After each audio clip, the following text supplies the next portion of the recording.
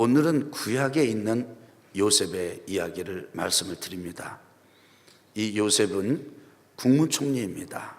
애굽의 국무총리입니다. 그런데 이 요셉을 보면은 그 내면도 보통 아름답지가 않습니다. 탄탄합니다. 질서가 있습니다. 맑습니다. 밝다고 말하기보다 맑습니다. 여러분, 지금 아버지 야곱이 죽었습니다. 아버지가 돌아가실 때는, 그리고 장례를 보실 때는 그 형제들에게 매우 긴장과 위기가 높아지는 때입니다. 재산의 문제, 그리고 아버지가 가졌던 삶의 유산의 문제, 여러 가지가 복잡하게 얽히는 시간입니다. 야곱의 죽음 앞에서도 그랬습니다. 이제 이 요셉이 중심이 돼서 기둥처럼 아버님 장례를 잘 모셨습니다. 모시고 났더니 11 형제들이 요셉을 찾아온 겁니다. 찾아와서 엎드려 절하면서 아버지를 봐서라도 우리를 용서해 달라고 그렇게 요청을 했습니다. 용서를 비는 그 형제들을 보면서 요셉은 웁니다. 한없이 웁니다. 울면서 이미 나는 당신들을 용서했고, 그리고 당신들을 풀었습니다. 그렇지만 당신들이 원하는데 내가 또 말씀을 드립니다. 걱정하지 마십시오. 두려워하지 마십시오. 하나님께서 이미 역사를 하셔서 우리들을 돕고 나를 도와주셨습니다. 이제 제가 형님들 그리고 동생 용서하는 것뿐 아니라 자녀들까지도, 형제들의 자녀들을 제가 다 책임을 지겠습니다. 이렇게 용서를 거듭 선포하는 이런 요셉을 오늘 우리가 읽었습니다. 이 요셉과 형제들 간에 어떤 일이 그간 있었던 겁니까? 요셉은 야곱 아버지의 12 아들 중에 11번째 아들입니다. 그런데 아버지가 너무 이 요셉을 사랑한 나머지 그것이 화근이 돼서 형제들한테 미움을 잔뜩 받게 됐습니다. 17살 때 아버지의 심부름으로 형제들을 찾아갔는데, 찾아오는 심부름하는 요셉을 그 형들이 이제 미디안 장사꾼 이스마엘 사람들에게 팔아 넘겨버렸습니다. 아버지한테는 죽었다고 거짓말했지요. 거짓말과 은 20냥을 받고 이 요셉을 팔아버린 형제들의 그 악함을 상상해 보시기 바랍니다. 요셉은 그 순간 너무나도 고통스러웠을 것입니다. 못된 사람, 악한 사람 밖에서 만나서 당하는 아픔도 그것이 적지 않은 법인데, 형제들한테 배신을 당하고 형제들한테 이런 고통을 당하다니 요셉은 그야말로 보통 속이 시끄럽지가 않았을 것입니다. 그렇게 해서 팔려간 것이 애굽의 이 바로 왕의 경호대장 보디발의 집에 종이 된 것입니다. 그런데 놀랍게도 요셉은 그곳에 가서도 신실했습니다. 착실했습니다. 성실했습니다. 겉과 속이 같았습니다. 그러니까 보디발 주인이 모든 걸 다 맡겼습니다. 처음에는 한두 가지 맡겨보다가 그것도 그렇게 잘하니까 차츰차츰 다 맡겼습니다. 그런데 어느 날부터 이 보디발의 아내가 요셉을 유혹하는 것이었습니다. 같이 밤을 지내자, 같이 한 곳에 이렇게 시간을 보내자 유혹합니다. 요셉은 그것을 거절하고 또 거절합니다. 주인께서 나를 신뢰하고 이 집안의 모든 것을 다 맡겼지만은 우리 주인 마님을 저에게 맡기지는 않으셨습니다. 그런데 어떻게 제가 주인을 배반할 수가 있겠으며 하나님 앞에 범죄할 수가 있겠습니까?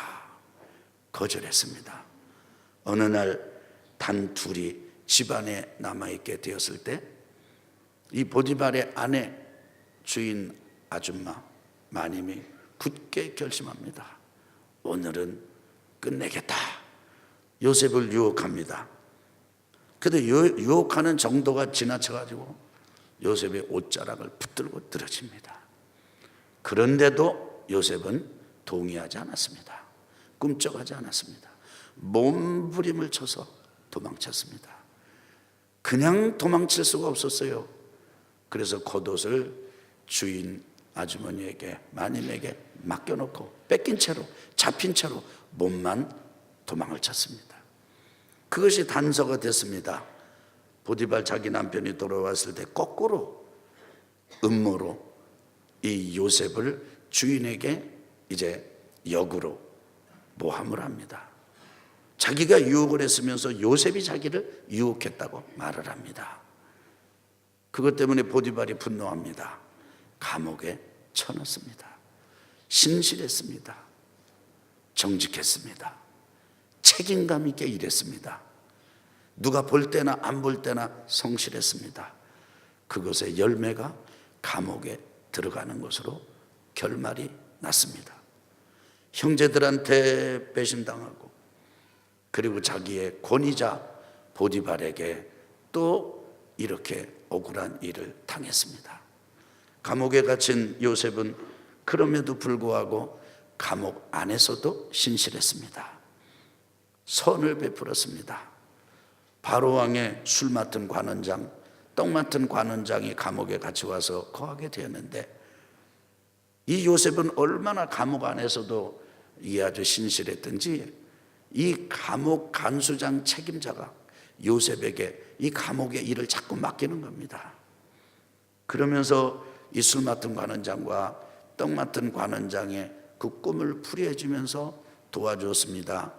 기가 막힌 조언을 해 주었습니다. 선을 베푼 것입니다. 그랬는데 잊혀졌습니다. 감옥에 갇혀서 고생한 그 사람들에게 철저하게 잊혀졌습니다. 그때 마침 바로가 꿈을 꾸게 됩니다. 꿈을 꾸는 사람, 이 바로는 해석까지 알았으면 좋았을 텐데 꿈의 의미를 전혀 알 수가 없었습니다. 사람들을 동원을 해서 그 꿈을 알려달라고 말하지만, 그리고 꿈을 해석해내라고 말하지만 누구도 그 일을 하지 못합니다. 그때 감옥에 같이 갇혔던 그 사람이 퍼뜩 요셉이 생각났습니다. 요셉을 바로에게 소개했습니다. 요셉은 그 꿈을 알 뿐 아니라 해석까지도 현실적으로 정확하게 똑떨어지게 알려주었습니다. 바로왕에게 국무총리로 감옥에 갇혔던 요셉이 이제 스카웃이 되었습니다. 부름받았습니다. 나이 30살 때입니다. 17살 때 형제들한테 팔렸습니다. 30살까지 13년 동안 요셉은 죽음과도 같은 세월을 지냈습니다. 매듭도 그런 인생의 매듭이 어디에 있습니까? 형제들, 자기가 그토록 충성했던 죽은, 같이 고생하면서 그 기가 막힌 순간에 기가 막힌 조언을 베풀어 주었던 그 사람, 이들에게서 잊히면서 경험하는 인생의 매듭은 그야말로 고통스러운 매듭이었습니다. 그런데 그런 아주 이런 아픔 속에서도 요셉은 형제들과 만났을 때 용서했습니다. 아버지와 만났을 때 그 아들들, 형제들을 다 책임지고 살 길을 열어 주었습니다. 아버지가 돌아가셨을 때, 죽었을 때 요셉의 나이가 만 57세입니다. 인생을 어느 정도 알만한 나이가 되었습니다. 형제들이 예전에는 용서를 해줬지만은 생각해 볼수록 괘씸하다. 그래서 갚을 수 있는 권력도 힘도 모든 고난도 요셉에게 주어졌습니다.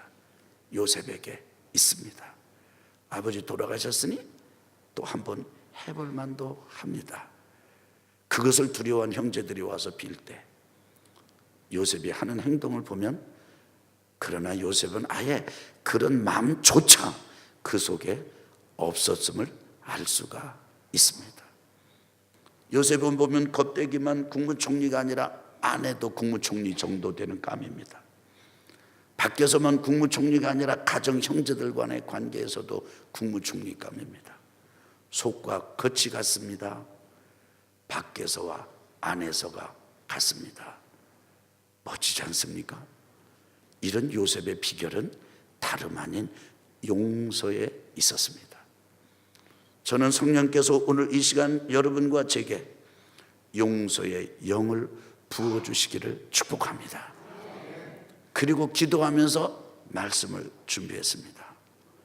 요셉의 이런 삶을 보면서 우리도 용서를 배워야 되겠는데 어떻게 해야 용서할 수 있겠습니까? 용서가 무엇입니까? 첫째는 용서하려면 내가 용서할 수 없다는 사실을 인정해야 합니다. 이게 무슨 말이냐면 우리에게는 용서할 능력이 없습니다. 우리가 우리 머리털 하나도 희게 하거나 검게 할 수 있는 능력이 우리에게는 없습니다. 우리가 사안들을 생각해보고 그리고 만약에 이 살펴보고 헤아려보고 앞뒤를 계산해보면서 내가 이 사람은 용서를 해야지 두 주먹을 불끈 쥐고 이를 악물고 입술을 깨물면서 나는 용서했다, 나는 용서했다, 아무리 산을 보고 나무를 보고 외쳐도 여러분 용서가 되지 않습니다. 왜 그렇습니까? 용서는 하나님의 선물이지 우리에게 용서할 수 있는 능력이 없어요. 그래서 용서할 수 있는 능력이 없는 우리 자신을 인정하는 게 필요합니다. 하나님 앞에 고백해야 됩니다. 하나님은 저에게 용서를 가르치시고 나의 주인이신 예수님 저에게 용서를 가르치시지만 저는 30년 동안 용서에 실패했습니다. 혹은 10년 동안 이 일에 저 일에 저는 용서하려는 마음도 가져보았고 용서를 시도했지만 저의 용서는 줄넘기와 같았습니다. 여러분 줄넘기가 어떻습니까? 줄넘기는 한 발자국도 나가지 못합니다. 그런데 어느 때는 뛰어오른 것 같습니다. 어느 때는 감정이 용서가 된 것 같아요. 어느 때는 뭔가 된 것 같아요. 그래서 열심히 뜁니다. 그렇지만 뛰어올랐다 떨어지면 그 자리입니다. 전진이 되질 않습니다. 그렇기 때문에 성도 여러분, 이 시간에 여러분과 제가 정직한 영으로 하나님 앞에 자백하고 고백해야 될 게 있습니다. 하나님, 저는 제게는 용서할 수 있는 능력이 없습니다. 두 번째로 용서가 역설적이에요. 이렇게 내가 할 수 없다는 것을 인정할 때 용서가 시작이 돼요. 두 번째는 옳고 그름의 기준으로 보지 말고 감정을 소중하게 받아들이시기 바랍니다. 우리는 여러분과 제가 세상에 태어나가지고 세상에서 삶을 배울 때 늘 옳은 일을 해라, 바른 일을 해라, 바른 말을 해라, 옳고 그름으로 우리를 기르도록 훈련받았고 세상을 보도록 훈련받았습니다. 교육을 받았습니다. 그래서 우리의 삶의 모든 가치는 옳고 그름으로 가득 차 있습니다. 근데 용서는 옳고 그름으로 보면 절대로 용서할 수 없습니다. 여러분 제 얘기를 잘 들어보시기 바랍니다. 지금 용서에 대해서 제가 여러분과 나누니까 이 말씀을 들으면서 여러분 중에는 이렇게 생각하는 분이 있을 수 있습니다. 그 사람 말이야, 당신 말이야, 그러니까 저렇게 용서하라니까? 이런 관점에서 말씀을 듣는 분들이 있습니다. 있을 수 있습니다. 저는 지금 그런 얘기를 하는 게 아닙니다. 지금 내 얘기를 하는 것이고 여러분의 이야기를 하는 것입니다. 나의 관점에서 얘기하는 것입니다. 세상에서 가장 용서하기 어려운 대상이 누군지 아십니까? 자기 자신입니다. 내가 나를 용서하는 일이 가장 어려워요. 근데 왜 어렵습니까? 왜 안 됩니까? 왜 내가 나를 용서할 능력이 내게서 나오지 않습니까? 그것은 계속해서 옳고 그름의 잣대로 나를 보기 때문입니다. 내가 이래서 그랬고 저래서 그랬고 그건 틀렸고 내가 이렇게 했을 때 이렇게 해야 되는데 너 그렇게 한 것이야. 너 지금 용서를 안 했어. 한다고 해놓고 내 속은 그렇지 않아. 넌 그것은 틀린 것이야. 이렇게 보기 시작하면 이상해요. 말은 되는데 맞기는 맞는데 용서의 능력은 일어나지 않습니다. 용서는 흘러나오지 않습니다. 생각해 보세요. 다른 사람 나에게 상처를 주고 나에게 아픔을 준 그 사람을 생각해 보십시오. 그 사람이 이런 점은 옳았어. 그렇지만 이건 틀린 거야. 이렇게 보기 시작하면 우리는 그 사람을 용서할 수 없습니다. 요셉이 만약에 형제들, 만약에 그 보디발, 생각해 보세요. 지금 그런 그런 애굽의 국무총리가 이 요셉이 됐다는 것은요, 경호대장 그쯤 되면 다 이제 늙었고 힘 빠졌을 수 있잖아요. 그러니까 그때 가면 옳고 그름의 잣대로 판단한다면 그 보디발 쉽지 않은 경쟁자였을 것입니다. 아주 호적수가 됐을 것이에요. 그 좋은 아이디어를 주고 조언을 해줘서 그렇게 일어나게 만들어줬는데 한참 있다가 겨우 그 사람에 대해서도 곱지 않은 마음을 가졌을 것입니다. 근데 요셉에게는 그 마음이 없어요. 나중에 말씀을 드리겠습니다만 요셉이 그럴 수 있던 것은 단 하나예요. 따라합시다. 따라해봐. 하나님의 마음이 요셉에게 왔다. 누구의 마음이 왔어요? 하나님의 마음이 왔어요. 하나님은 어떻게 하십니까? 하나님은 세상을 사랑하십니다. 세상은 어둠이 있고 세상은 빛이 있습니다. 세상은 높은 데가 있고 낮은 데가 있습니다. 세상은 뭉친 데가 있고 풀어진 데가 있습니다. 그런데 하나님은 세상을 사랑하십니다. 하나님의 세상, 아담과 하와를 에덴 동산을 만들어서 꾸려놓고 가서 살게 하셨습니다. 물이 흘러서 에덴 동산의 과실이 다 맺히게 하셨습니다. 그리고 다 먹으라고 그랬습니다. 하나의 열매를 먹지 말라고 하셨습니다. 선악을 알게 하는 나무의 열매를 먹지 말아라. 그 말은 무슨 말입니까? 내가 베푼 생명을 누리는 길은 절대로 옳고 그름의 잣대로 보는 게 아니란다. 여러분, 그러니까 그냥 옳은 것도 없고 그런 것도 없고 막 살라, 그 말이 아니에요. 그 말이 아니에요. 생명의 관계는 옳고 그름이 없습니다. 그것을 초월하는 것입니다. 생각해 보세요. 배우자, 결혼해서 배우자가 생겼습니다. 남편이 아내를 향해서 끊임없이 이것은 옳고 저건 틀렸고 이러면 그 가정은 지옥입니다. 그 아내는 지옥입니다. 마찬가지고 아내가 남편 옆에 있어가지고 요건 이렇게 하면 그 남편 지옥입니다. 옛날에 노래 부른 가수 노래 중에 벗어나고파 막 있어요. 그렇게 절규하는 남편들이 한둘이 아니요. 부모가 있습니다. 부모가 자녀에게 계속해서 이건 옳고 그건 그러고 자녀들 숨 막힙니다. 그런다고 되는 게 아닙니다. 하나님의 생명이 우리 안에 있을 때 우리는 하나님과의 생명의 관계 안에서 우리는 풍성한 행복한 기쁘고 자유가 넘치는 삶을 살 수가 있는 것입니다. 자, 그러면 옳고 그름이 기준이 아니라면 무엇이 기준입니까? 여러분 한번 생각해 보십시오. 엄마가 집에서 지금 부엌에서 요리를 하고 있습니다. 근데 그 집에 어린 아기가 있어요. 근데 어린 아기가 엄마가 요리하는 걸 보니까 엄마가 지금 마술을 부리고 있어요. 그 날카로운 칼을 가지고 툭툭툭툭 따는데 그게 기가 막히게 잘라져. 꼬챙이 같은 거 가지고 휘 젓는데 막 밀가루가 어떻게 되고 막 해. 우리 엄마의 입장에서 보면 당연히 반죽한 거고 당연히 자른 건데 어린아이가 볼 때는요 신기기병 아주 신묘막측한 일. 엄마가 지금 요술을 부리고 있어. 그래서 어린아이의 마음에 굉장히 관심을 끄는 것은 엄마가 준 칼, 엄마가 사용하는 꼬챙이.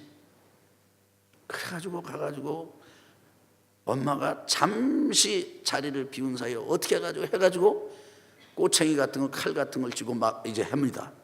그때 엄마가 그걸 보면 어떡하죠? 오케이, 내 차례야, 내가 요술 부려봐. 여러분 그렇게 하시나요? 아니죠. 빨라, 안 돼. 그런데도 가고 엄마한테 막 이럽니다. 엄마 비상 걸립니다. 손을 탁 쳐가지고 안 돼, 빼앗습니다. 엄마가 지금 옳은 일을 한 것이고 아이는 그렇게 하면 위험한 거죠. 근데 아이는 토라져가지고 이렇게 말해요.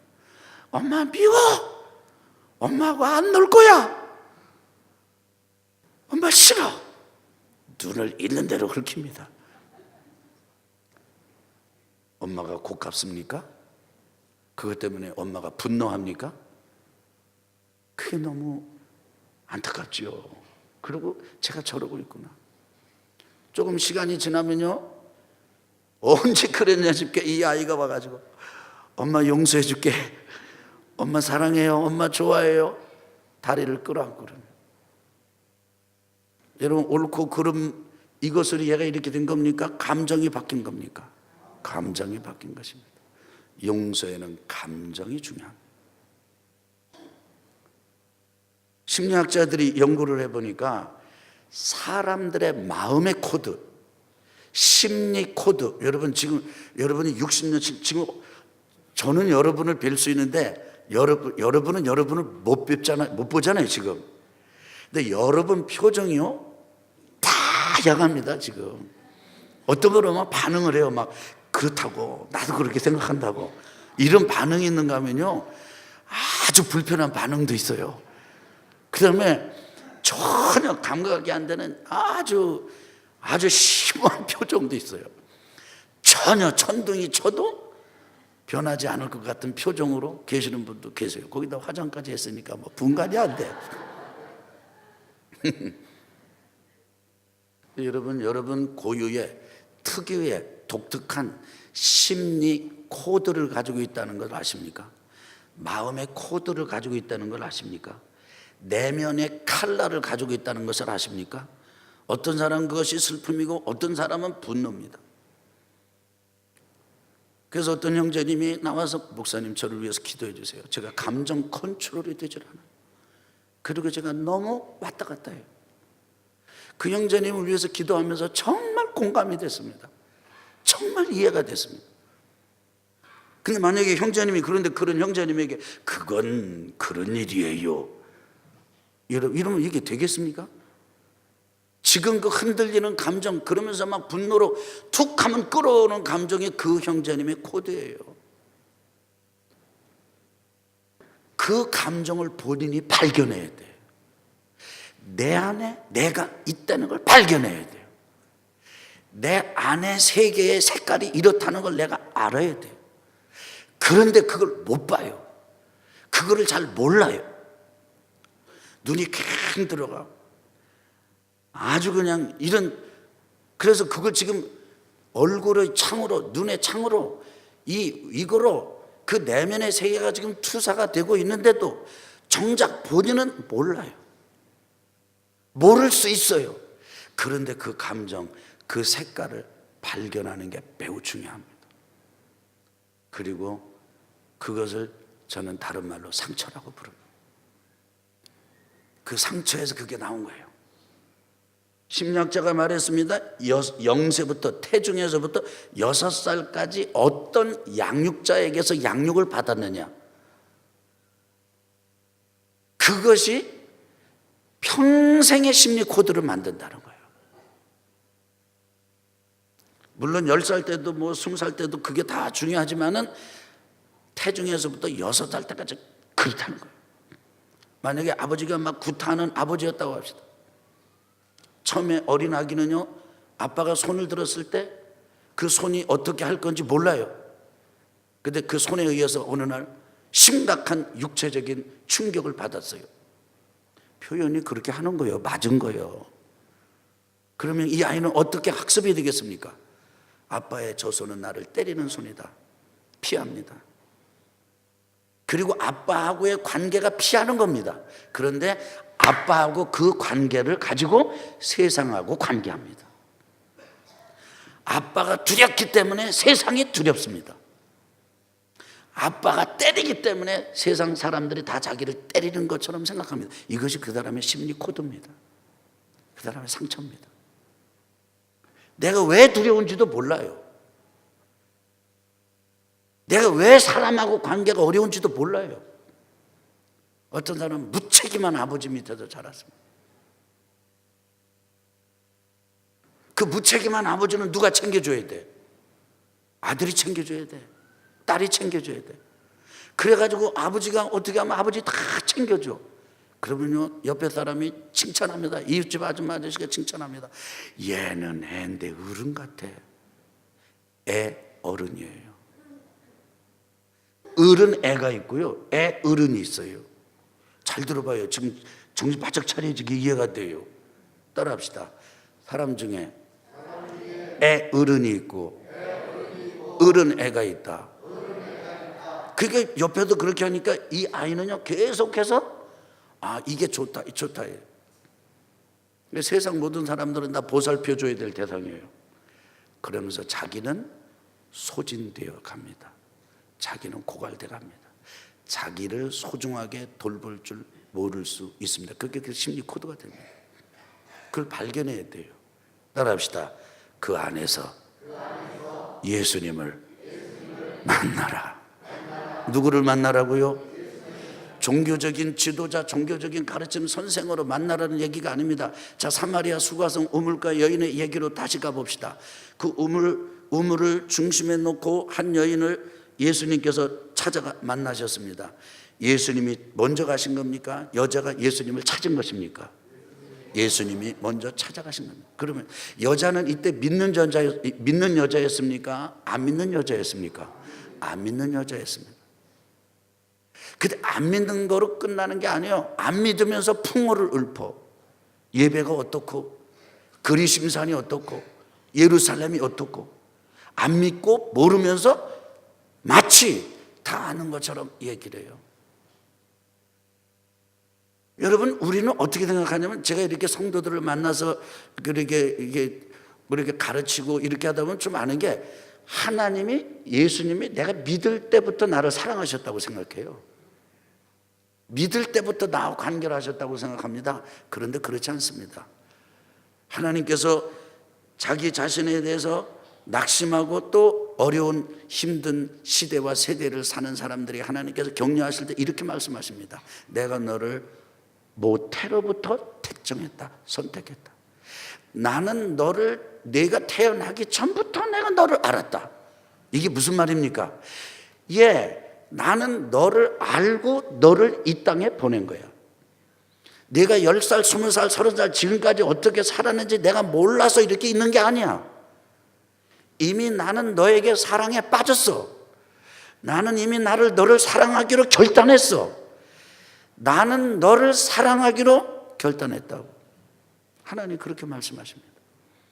사마리아 수가성 우물가 여인에게 예수님이 다가가신 거예요. 여자는 거부했어요. 유대인 남자가 어찌 나한테 이렇게 거부했어요. 그 거부를 뚫고 예수님이 가셨어요. 그 여인 그 자리 우물도 있지만은 물동이도 있지만은 거기에 주님이 계셨습니다.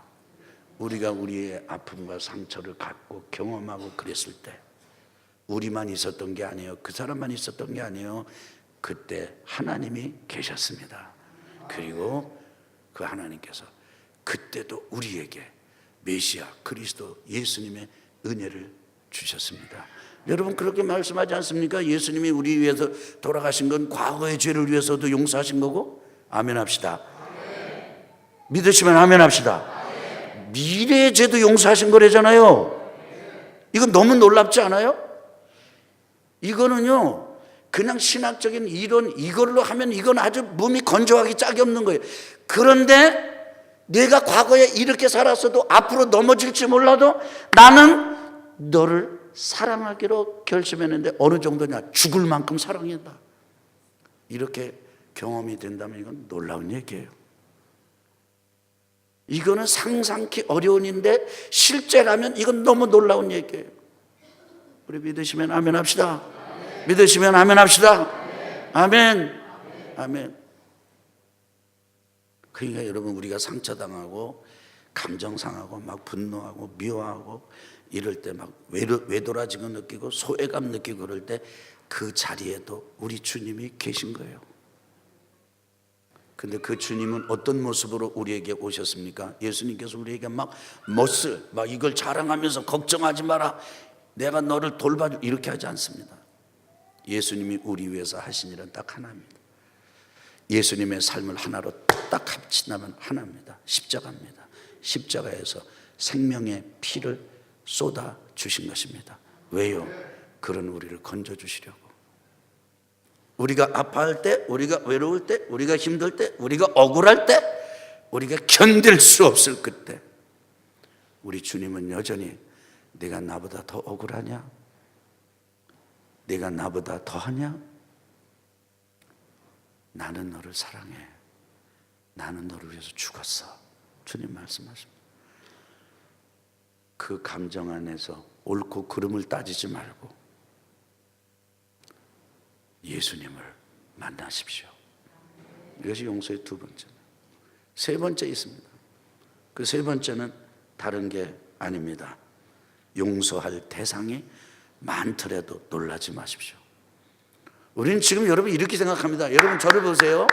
저를 보시기 바랍니다. 우리는 그 사람 하나를 생각하거나 혹은 그렇게 생각합니다.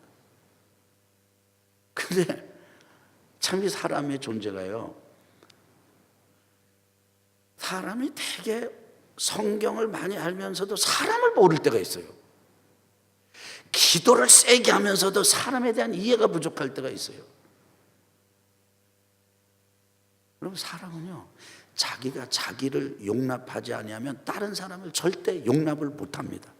그래서 내가 더러우면 다른 사람의 더러움을 용납할 것 같죠? 아니요, 더 잔인합니다.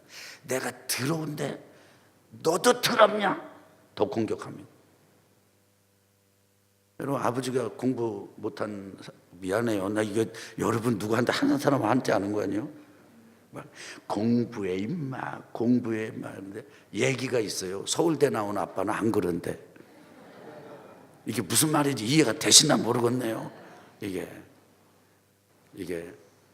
왜냐하면 내가 부족한 거가 부족한 거로 나타났을 때 우리는 그걸 견디는 게 아니에요. 아이고 내가 그러니 너도 그렇구나, 이렇게 되는 게 아니에요. 더 잔인해져. 왜냐하면 내가 나를 용납할 수 없기 때문에. 다시 바꾸면 내가 나를 용서하지 못하면 밖을 용서할 기회가, 용서할 에너지가, 그리고 용서할 수 있는 힘이 없어요.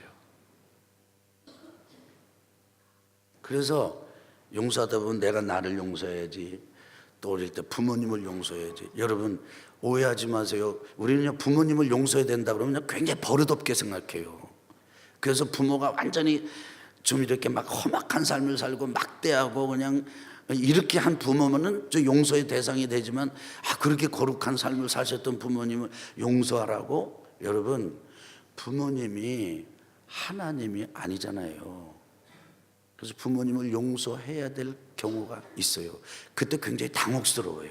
그래도 용서해야 돼요. 놀라시지 마세요. 용서할 사람이 너무나 많습니다. 자, 이 점 잘 들으세요. 이 얘기 잘 들으셔야 됩니다. 따라합시다. 심지어는 하나님도 용서해야 된다. 여러분 이거를 잘못 듣고 오해를 하고 나가면요, 나가면서 이 저 양반이 하나님을 용서해? 저 양반이 이상하고만 그렇게 나가기 잘 들으셔야 돼요. 좀 잘 들어요. 좀 잘 들어봐요. 다시 부엌 얘기로 돌아가겠습니다. 다시 엄마와 아기 얘기로 돌아가겠습니다. 아기가 와가지고 손치고 그걸 빼앗았던 엄마한테 마음이 풀어져가지고 엄마 용서해, 그런 얘기는 옳고 그름의 기준으로 보면 이해가 되는 거예요, 안 되는 거예요? 안 돼요. 있을 수가 없어. 어떻게 그래? 그런데 어린아이의 입장에서 보면 엄마의 그것이 이해가 되질 않아. 단 하나만 자기에게 남아있는 거예요. 뭐만요? 엄마 나 쳤어. 요셉이 형제가 12 중에 11번째라는 점 말씀드렸죠. 아버지 야곱은 부인이 넷이요. 부인이 몇 명? 4명이요. 본부인은 2이요. 본부인 2이라는 게 말이 되나 모르겠어요. 원래는 이 야곱이 외삼촌 라반의 집에 있는 동안에 장가를 들었는데 원래는 라헬을 사랑했어요. 누구를 사랑했어요? 근데 자고 나서 보니까 언니 레아요. 이런 일이 어떻게 있을 수 있는지 난 뭐 설명을 못하겠어. 하여튼 일어났어. 우리도 그렇잖아요. 사건이 일어났는데 설명이 안 되는 게 있잖아요. 야곱이 결혼한 얘기가 그 얘기예요. 그게 이 둘이 야곱의 이 부인이 된 다음부터 무슨 시합을 하느냐? 애 낳는 시합을 벌여요. 레아는 눈이 안 좋고 좀 외모가 약간 떨어졌던 것 같아요. 하나님이 태를 확 열어주셔가지고 막 4명, 5명 계속 낳습니다. 7년 동안 야곱의 남편의 사랑을 받는 라헬은 7년 동안 아기가 하나도 없습니다. 이게 이 둘이 경쟁하면서 안 되니까요. 라헬이 이거 나는 못 나니까 그럼 내 몸종이라도 해가지고 낳자. 이래가지고 이게 또 비라 데려 보내고 그러니까 또 레아가 질세라 실바를 들여보내고 이래가지고 요셉의 아버지 야곱이 부인을 4명 얻은 사연이 이래요. 그러면 둘이 본부인이면 나머지 2사람은 본부인이 아니에요. 근데 아이들은 태어나고 보니까 본부인이 아니고 본부인이 아닌 어머니가 우리 어머니네. 그거 자기가 결정한 거예요, 아니에요? 아니에요. 그 사람이 할 수 있는 가장 큰 컴플레인, 불평, 불만 이건 뭐예요? 버림받았다, 나 차별받았다 이런 감정이 누구한테 가질 수 있어요? 하나님. 하나님 어째 나한테 이렇게 하십니까? 나고 보니까 너무나도 몸이 건강하지 않은 몸이에요. 어째 나한테 이러십니까? 이건 우리는 이해할 수가 없어. 어린아이가 엄마가 손 탁 칠 때 그거 이해하지 못하는 것처럼 우리는 하나님의 섭리를 이해할 수 없어요. 그래서 우리는 운명을 탓해. 우리의 존재를 탓해요. 저주예요. 그래서 여러분 아세요? 하나님 얘기만 나와도 그냥 치를 떨고 거부하고 싫어하는 사람들이 있는 거 아세요? 그 사람들은 하나님께 시험 든 사람들이요. 교회 안에도 기도하면서도 하나님께 시험 든 사람 많아요. 그런데 얼토당토 않는 말 같지만은 그러나 하나님께 그런 시험 들은 마음이 있다면 그 마음 안에서 주님을 경험하라요. 보니까 그 주님이 나를 위해서 죽으신 하나님의 사랑을 이제 경험하면서 배워가면서 우리가 그렇게 할 수 있는 거예요. 말이 안 되는 거지만 하나님 제가 용서해 드릴게요. 그럼 하나님께서 이게 무슨 소리야 이게 지금 정신 빠진 소리를 하네? 이렇게 하지 않아요. 하나님은 그랬구나. 내가 억울했구나. 내가 힘들었구나. 내가 너무 고통스러웠구나. 엄마처럼 엄마보다 더 엄마 같은 근본 사랑의 마음으로 아버지보다 더 아버지 같은 근본 진짜 아버지의 마음으로 우리를 품어주십니다. 우리 믿으시면 아멘 합시다. 그래서 용서의 대상이 많더라도 놀라지 마세요. 마지막 4번째 말씀을 드립니다. 4번째로는 용서가 단 한 번으로 끝나지 않더라도 될 때까지 또 하십시오. 사람들은 굳게 결심합니다. 그래서 그 사람을 찾아갑니다. 그래서 내지르듯이 용서한다고 말합니다. 근데 돌아오면서 감정은 용서가 안 됐어요. 그 사람은 기회만 닿으면 그 상대방 쓰러뜨립니다. 기회만 닿으면 자기를 망가뜨립니다. 그러나 낙심하지 마세요. 그분은 뭐를 시도했습니까? 용서를 시도했습니다. 근데 그 용서를 시도했으면 용서가 될 때까지 또 하는 거예요. 용서는 과정이에요. 따라합시다. 용서는 과정이다. 우리가 이제 단 한 번의 용서로 모든 걸 끝내려고 하지 말고 지금의 그 사람뿐 아니라 어릴 때 나를 양육한 양육자들, 권위자들, 내가 경험한 사람들, 제가 전에도 한번 말씀드린 기억이 있는데요. 중학교 때 내 친구 중에 억울한 친구가 있어요. 얘는 숙제를 안 해가. 수학 숙제, 다른 숙제는 안 돼. 수학 숙제는 안 해가. 왜 그런지 아세요? 이 친구가 김치성을 가진 친구인데, 위주집 동네 친구인데 수학 숙제 안 해가다가 그날따라 해갔어요. 근데 수학 선생님이 숙제 검사하다가 안 해오는 놈이니까 일단 때리고 봤어. 이 상황, 이 시츄에이션이 이해가 됩니까? 검사를 하고서 이렇게 해야 될 텐데 얘는 원래 몇 번 계속 안 해오네요. 그러니까 일단 때리고 봤어. 그러니까 얘는 그 다음에 나 아내가 이런 사람이죠. 아, 나 그 형제, 그 친구 어디서 살고 있는지 궁금해요. 이 사람은요, 그 선생님에 대한 깊은 상처가 있어요. 얘 수학 성적은 물어보나 마나요. 물어보나 마나. 우리가 경험한 그런 권위자들 있습니다. 그런데 한 번 용서로 되지 않더라도 또 하십시오. 또 하십시오. 누가 도와주십니까? 성령께서 도와주십니다. 하나님께서 도와주십니다. 결론입니다. 그럼 우리가 어떻게 이렇게 내가 할 수 없다고, 무능하다는 것, 능력이 없다는 것을 인정하면서도 옳고 그름으로 보지 않고 내 속에 있는 이런 감정을 찾아가면서 내가 나를 보아가면서, 지난주 수요일 저녁에 오신 분들은 노래 하나를 들으셨는데 내 안에 내가 너무도 많아, 그 노래 들으셨어요. 여러분 한번 유튜브에 들어가서 오늘 그 노래 들어보세요. 그게 꼭 들어보세요. 다른 사람이 부른 거 말고 조성모가 부른 걸 들어보세요. 여러분에게 느낌이 있을 거예요. 그 내 안에 있는 나를 발견하고, 그리고 그 안에서 나로부터 시작해서 수많은 대상을 향해서 한 번 해가지고 안 되더라도 또 하고 거듭하고 나갈 수 있는 에너지, 힘은 믿음에서 오는데, 따라합시다. 하나님의 섭리가 있다. 아마도 13년 동안 요셉은 몸부림치면서 하나님 앞에 구르고 굴렀을 겁니다. 그때 하나님께서 요셉에게 깨우쳐 준 게 있어요. 요셉이 깨달은 게 있어요. 야야, 나는 너를 크게 쓰려고 한다. 마귀는 뭐라고 그래요? 너는 그러니까 망한다, 이렇게 합니다. 하나님이 이렇게 말씀하십니다. 나는 너를 국무총리로 세우려고 연단한 것이야. 우리 믿으시면 아멘 합시다. 아멘. 그리고 나는 너를 미리 보낸 것이야. 애굽으로 내가 너를 미리 보내가지고 흉년이 들었을 때, 너희 가족들 어려울 때 너를 통해서 내 가족들을 건지라고 미리 보낸 것이야. 그 하나님의 섭리를 깨달은 것이에요. 깨닫고 나니까 열려버렸어. 할렐루야. 승리하시길 예수 그리스도 이름으로 축원합니다. 하나님의 섭리가 있습니다. 하나님의 뜻이 있습니다.